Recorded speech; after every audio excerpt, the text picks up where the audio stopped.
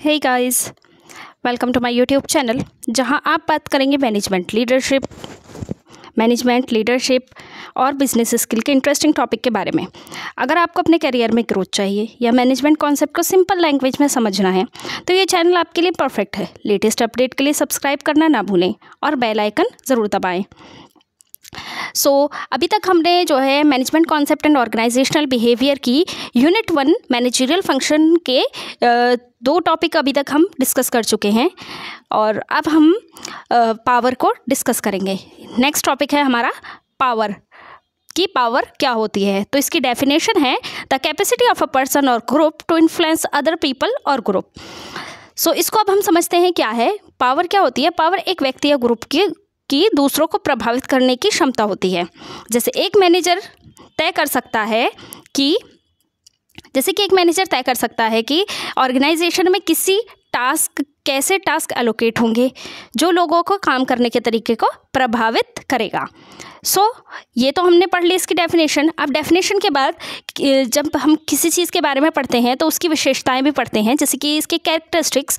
हम इसके अब कैरेक्टरिस्टिक्स पढ़ेंगे। पावर के कैरेक्टरिस्टिक्स क्या क्या होते हैं।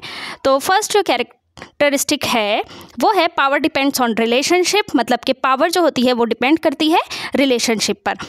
ठीक है। फिर सेकंड है इसका पावर ड्राइव फ्रॉम डिफरेंसेस, मतलब कि पावर डिफरेंसेस से निकलती है। Power based on believes, power based होती है बिलीव्स पर। ठीक है। फिर फोर्थ आता है power never just one sided, power कभी एक तरफ से नहीं होती है। पावर कॉन्टेक्चुअल भी होती है, पावर कॉन्टेक्स्ट पर डिपेंड करती है। ठीक है।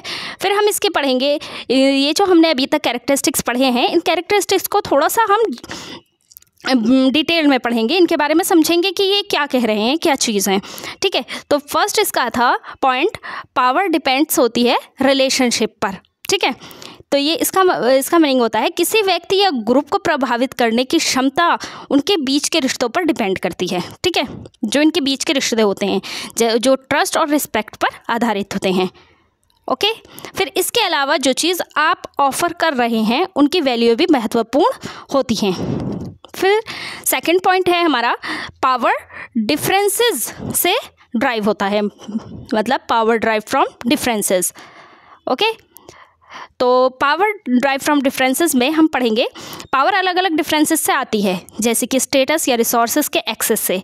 उदाहरण के लिए फॉर एग्जांपल, अगर आपके ऑर्गेनाइजेशन का एक स्पेशलिस्ट सप्लायर पर डिपेंड है, अगर आपकी ऑर्गेनाइजेशन जो है वो किसी स्पेशलिस्ट सप्लायर पर डिपेंड है तो उस सप्लायर के पास ज़्यादा पावर होगी जब आप नेगोशिएशन करेंगे। ठीक है।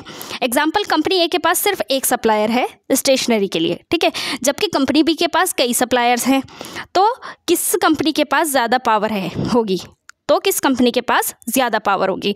ऑब्वियस सी बात है, कंपनी ए के पास सिर्फ एक सप्लायर है और कंपनी बी के पास ज़्यादा सप्लायर्स हैं, तो कंपनी बी के पास ही ज़्यादा पावर होगी ना, क्योंकि कंपनी ए के पास तो सिर्फ एक सप्लायर है, वो डिपेंड करता है उस पर। लेकिन कंपनी बी जो है उसके पास और अदर ऑप्शंस भी हैं, तो कंपनी बी के पास क्या होगी? ज़्यादा पावर होगी। ठीक है। Power is based on believes पर जो बेस्ड करती है पावर। अब इसके बारे में पढ़ते हैं। आपके दूसरों के प्रभावित करने की क्षमता इस बात पर डिपेंड करेगी कि लोग आपके रिसोर्सेज और सैंक्शंस को कैसे समझते हैं। आपके पास जो चीज़ है उससे ज़्यादा ज़रूरी ये है कि लोगों को आपके बारे में क्या विश्वास है। ओके। अगर लोग आपके रिसोर्सेज को ओवर एस्टिमेट करेंगे तो आपकी पावर को बढ़ावा मिलेगा। ठीक है, बढ़ावा मिलेगा।